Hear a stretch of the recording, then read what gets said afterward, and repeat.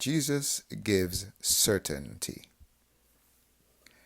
Lincoln here. Welcome to another Turn to Burn episode where we assist males to crush maliteracy or effeminacy to some and aspire to domestic excellence. Today, we are talking about Jesus and certainty. Jesus gives us certainty. We are anchoring this in Matthew 8, verse 2, which reads from the King James Version as follows. I'll just read from 1 to 3. Matthew 8, 1 to 3. When he was come down from the mountain, great multitudes followed him. And behold, there came a leper and worshipped him, saying, Lord, if thou wilt, thou canst make me clean. Verse 3. And Jesus put forth his hand and touched him, saying, I will, be thou clean.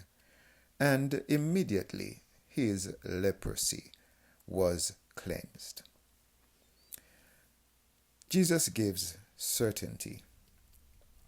Fallen humanity are so spiritually distant from the Godhead, however, that our praise to and communion with him is unacceptable outside Jesus of Nazareth. In Genesis 4, Cain gave an unacceptable sacrifice to God, and of course, being holy, God rejected it. That's the definition of holiness, to reject uncleanness. However, he told Cain, that is, that sin lurks wherever unacceptable gifts are offered to Yahweh. The devil sort of seems like a spiritual vulture, pouncing on what God rejects. So an important element of the reprobate life is giving God what he hates, example, lying, sexual perversion, etc. Sinners thrive on offering God the most horrible things, which is exactly what sin is. The use of God-given resources, example, time and effort, in the presentation to God of something he cannot enjoy. After anointed by Samuel on God's orders, Saul also tried to present unacceptable gifts to God and paid dearly for this in 1 Samuel 15. Yet still, at various points, Jesus accepts worship on his Father's behalf from similar humans to Saul. We made the point that this man who was unclean in St. Matthew chapter 2, he was a leper and he was worshiping Jesus. And we understand that in the Old Testament, a leper would not be able to worship in the communal sense. They could not go to the temple, they could not fellowship with people because they are unclean and had to be separated, quarantined, I think is a better word, from the community until they were declared clean. So we're making the point that this brother in Matthew 8, he was unclean and he was able to worship Yahweh through worshiping Jesus.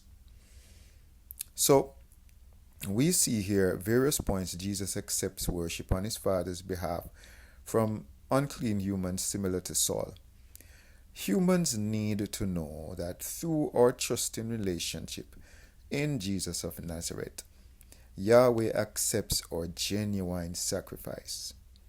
We are only certain that our gift of worship is accepted by God through being honest with his Son, Jesus.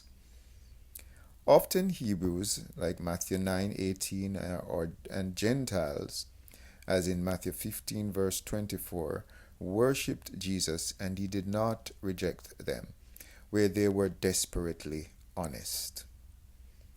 Many Jews saw the worship of this Nazarene as blasphemy. However, he only did what his father did, John 5:19. And so this means that his father, Yahweh, accepted genuine praise via Jesus of Nazareth, his son, for both Jews and from both Jews and Gentiles. There is something about vulnerability. There is something about vulnerably trusting in Jesus of Nazareth that bridges the gap between God and man, as he, Jesus, is the ladder between heaven and earth. See Genesis 28:12, excuse me, and John 1:51. Under Jesus of Nazareth, there are still praise standards, as the possessed girl's praise who followed the apostles was rejected in Acts 16 verses 16 to 18, and Acts 5 verse 5 shows Ananias and Sapphira's gifts rejected with their death as proof. However, we can rest assured that based on our active confidence in Jesus of Nazareth as Yahweh's only heir, through whom the world is offered joint heirship, Hebrews 1:14, or true, genuine, authentic worship goes directly to Yahweh. John 4:24 reveals that Yahweh wants true, that is consistent and honest intimacy, praise, and gifts with no ulterior motives.